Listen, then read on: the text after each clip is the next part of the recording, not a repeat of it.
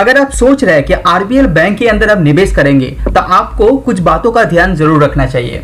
RBL bank अभी जो recent condition में जिस प्राइस में ये चल रहा है, ये अंडर वैल्यूड स्टॉक दिखाई दे रहा है, लेकिन एनपीए के चलते ये पर्टिकुलर शेयर बहुत ज़्यादा प्रेशर में दिखाई दे रहा है। तो चलिए इस वीडियो के अंदर हम लोग देखेंगे कि आरबीएल बैंक का फंडामेंटली कैसा है, कुछ हाइलाइट्स के ऊपर आप नज़र डालेंगे, उसी के साथ देखेंगे कि ये पर्टिकुलर बैंक के अंदर निवेश करने का अभी लायक है या नहीं है।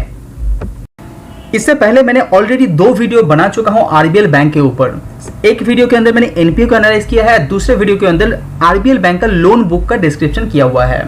अभी रिसेंटली आप आरबीएल बैंक का कॉल फॉलो किए होंगे तो आपको पता चलेगा कि आरबीएल बैंक का जो मोटो है, आपका जो फाइनेंशियल ईयर अभी रिसेंटली चल रहा है, एंड होते होते कंपनी ने प्लान किया है 500 से भी ज़्यादा कंपनी ब्रांचेस ओपन करने वाले हैं।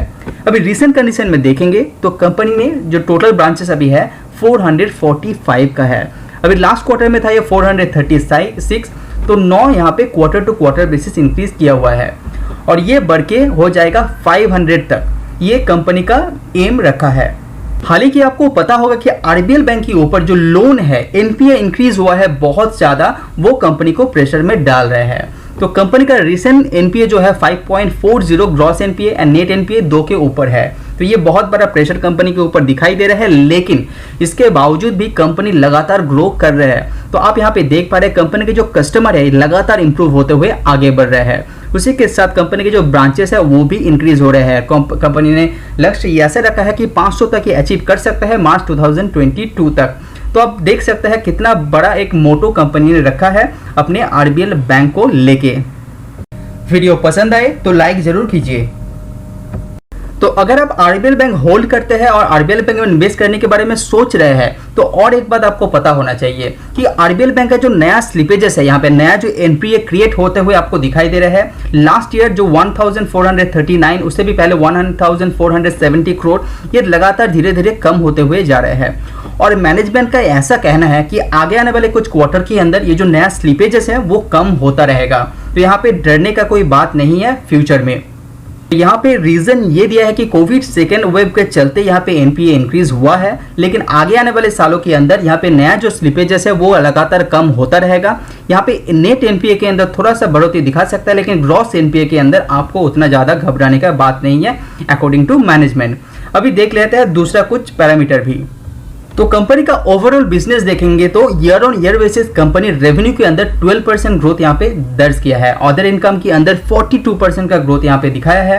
होलसेल एडवांस के अंदर 5% का year on year growth, deposit के अंदर 17% ईयर ऑन ईयर ग्रोथ यहाँ पे दर्ज किया है। इवन कासा रेशियो की बात करें वहां पे भी 33% का ग्रोथ यहाँ पे दिखाया है। जैसा कि मैंने पहले भी बताया है कि कस्टमर बेस लगातार आरबीएल बैंक इंक्रीज कर रहे हैं। रिसेंट क्वार्टर में भी बात करें तो 0.14 मिलियन आपका नया कस्टमर ऐड हुआ है आरबीएल बैंक के अंदर।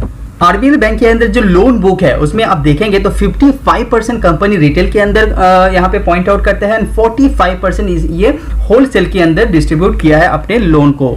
अभी रिटेल को ब्रेक करेंगे तो बिजनेस लोन के अंदर करीब आपका 30%, अभी माइक्रो बैंकिंग के अंदर 16%, एग्री के अंदर करीब आपका यहाँ पे 4% के आसपास इसने पोजीशन रखा है।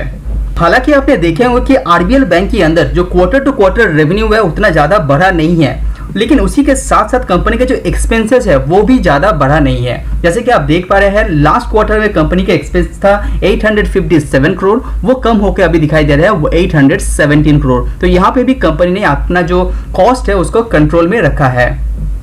अगर आपको आरबीएल बैंक का लोन को डिटेल्स में जानना है तो इस स्लाइड को पॉज करके आप आरबीएल बैंक का लोन बुक को डिटेल्स में देख पाएंगे कि कहां कहां पे कंपनी अपना जो लोन है वो डिस्ट्रीब्यूट किया गया है। बात करें आरबीएल बैंक का ग्रॉस एनपीए तो रिटेल कैटेगरी के अंदर सबसे ज्यादा एनपीए इंक्रीज होते हुए आपको दिखाई दे रहा है। तो quarter to quarter basis retail category के अंदर यहाँ पे ग्रॉस एनपीए के अंदर इंक्रीज होते हुए दिखाई दे रहा है, एज वेल एज आपका जो नेट एनपीए है उसमें भी रिटेल कैटेगरी के अंदर यहाँ पे एनपीए इंक्रीज होते दिखाई दे रहे हैं। हालांकि होलसेल के अंदर थोड़ा सा कंट्रोल में आते हुए आरबीएल बैंक यहाँ पे दिखाई दे रहे हैं। तो अगर आप सोच रहे हैं कि आरबीएल बैंक के अंदर आप निवेश करेंगे तो आपको डिटेल्स पे इसको रिसर्च करना चाहिए। हालांकि एक बात आपको पता होना चाहिए कि आरबीएल बैंक के ऊपर एनपीए का अच्छा खासा प्रेशर है, तो आपको उसको ध्यान में रखना चाहिए। As a RBL Bank growth के मामले में अभी भी ग्रोथ जारी है, क्योंकि नया नया ब्रांचेस भी ओपन हो रहा है। कंपनी का जो कस्टमर है वो लगातार इंक्रीज हो रहा है। उसी के साथ साथ कंपनी का जो एटीएम है वो भी इंक्रीज करने का प्लान है।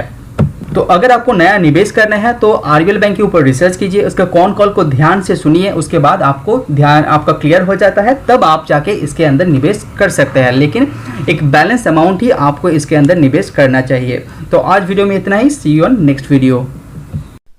अगर आपको मेरा वीडियो पसंद आ रहा है तो लाइक एंड सब्सक्राइब कीजिए।